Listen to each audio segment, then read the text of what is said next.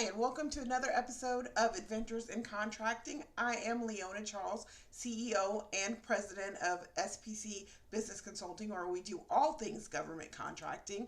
And you can find us on basically all the socials. Look for SPC Business Consulting or Adventures in Contracting. We're on Instagram, Twitter, LinkedIn, or you can send us a good old fashioned email.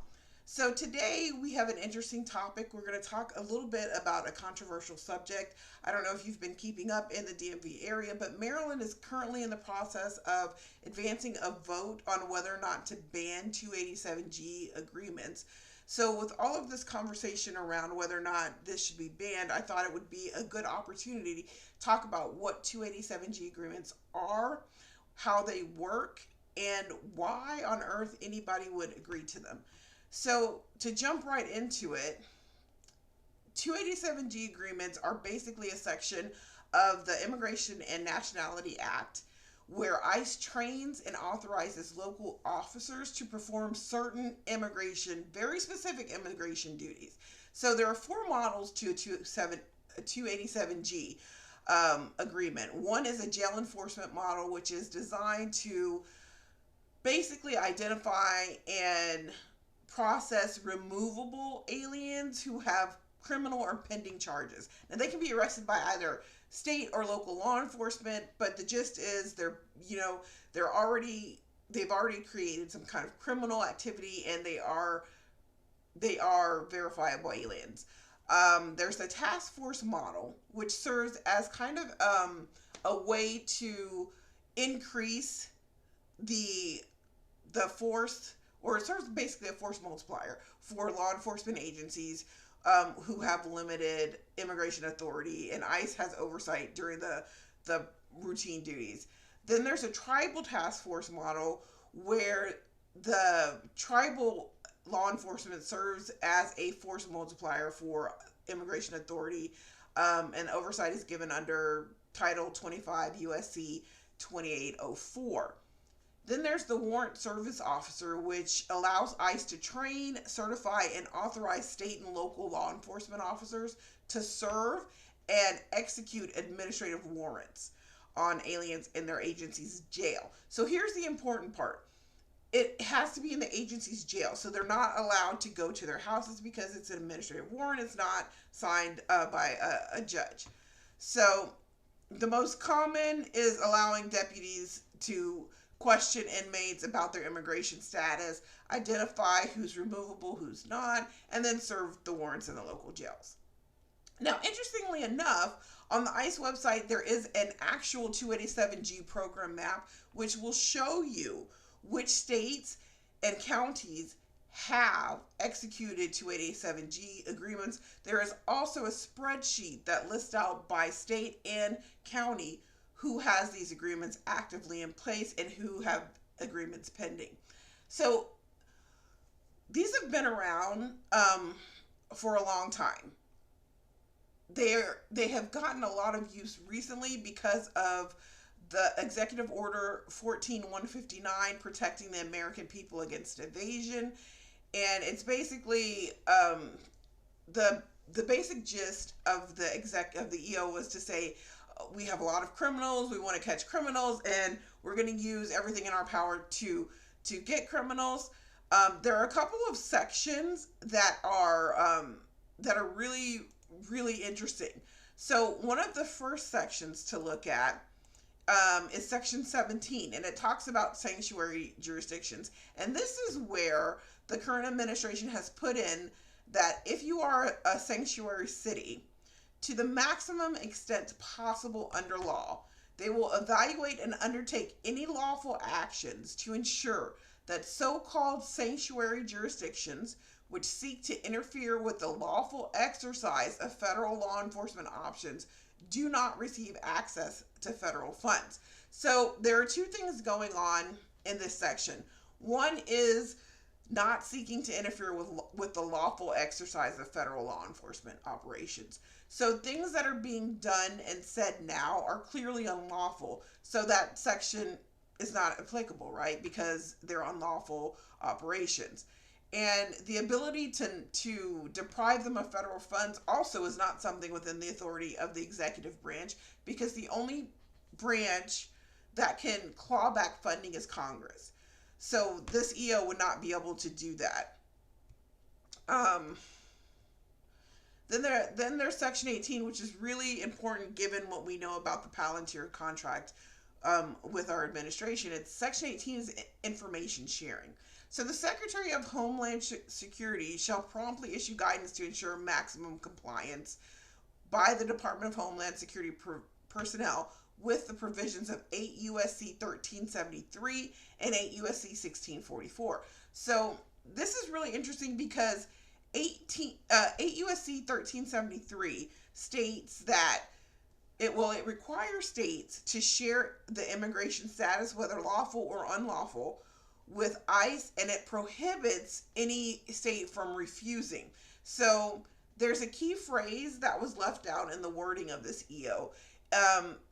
Section 8 of U.S.C. 1373 has a nifty little phrase that is, I think, probably unknown to many law enforcement agencies, or skipped over by many law enforcement agencies. And that nifty little phrase is, notwithstanding any other provisions of federal, state, or local law.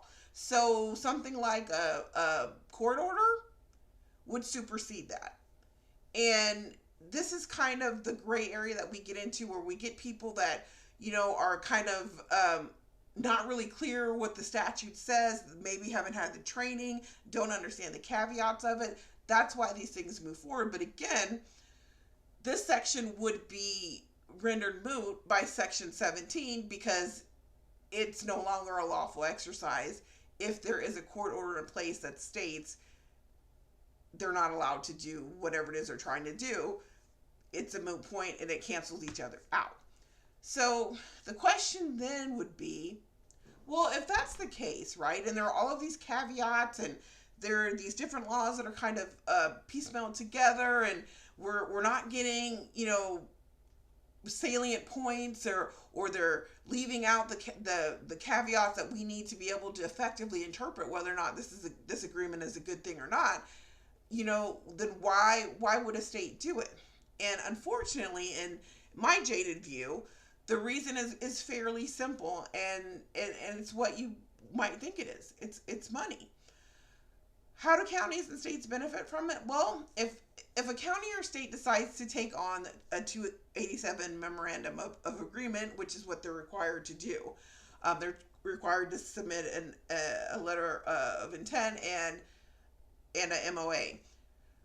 So once that's done and it's approved, what do they get from it? Well, if they select the task force model, there is what's called, in the 287G fact sheet that is available on the ICE website, they are able to get what's called a task force model reimbursement plan.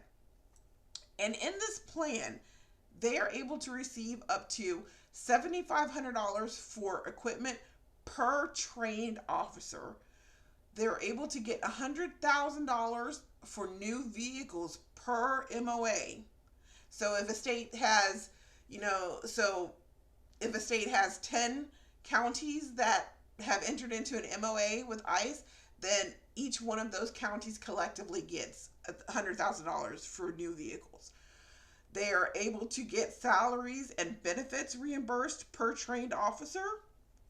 And if you think about small or rural departments that don't have a lot of resources, this is a good deal for them, right? Their salaries and benefits are reimbursed. They get $100,000 for some new equipment or for some new vehicles. They get $7,500 for new equipment, and then they get overtime funds of up to 25% of the salary. So this could be, particularly for small or departments that don't have a lot of funding and don't have a lot of resources, this could be a really big boost for them to do it. So unfortunately, it seems like the main motivator is going to be money. And that's why, in my jaded opinion, looking at Occam's razor, where the simplest answer tends to be the right one, that seems to be enough of a motivator for a lot of agencies to do this, because by their own reports on their portal, they don't, I mean, they're not processing that many immigrants through this model. They're not finding that many illegal immigrants, and even by their own admission, there it's not a huge population. The immigrant population is not huge to begin with, but the illegal population is not nearly as huge as some of the narrative around it. So this EO helps to push anybody over the line, and these task force model reimbursement benefits, I think, help them clear whatever hurdles they have. We do have to remember the EOs provide policy guidance, but EOs are not law. Um, and it really does behoove local law enforcement agencies to have their DAs or their counsel to review them and to make sure and make clear to their staff and the officers in those agencies what they are allowed to do and what they are not allowed to do.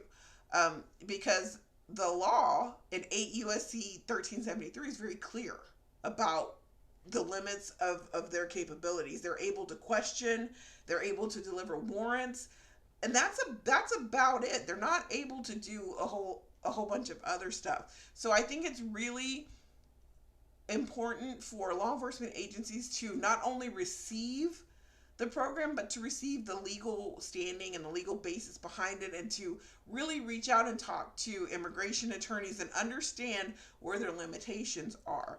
Um, but I do think it's worth understanding what a 287G agreement is, what it authorizes, what the models are. So that way, if other states are thinking about following suit with Maryland and banning them, they understand what they're banning, and they also understand what the cost to law enforcement agencies is, so that they can figure out an additional way to get those resources or get something similar to those resources to get us out of this. Now, Maryland itself has said, you know, they want to ban it. They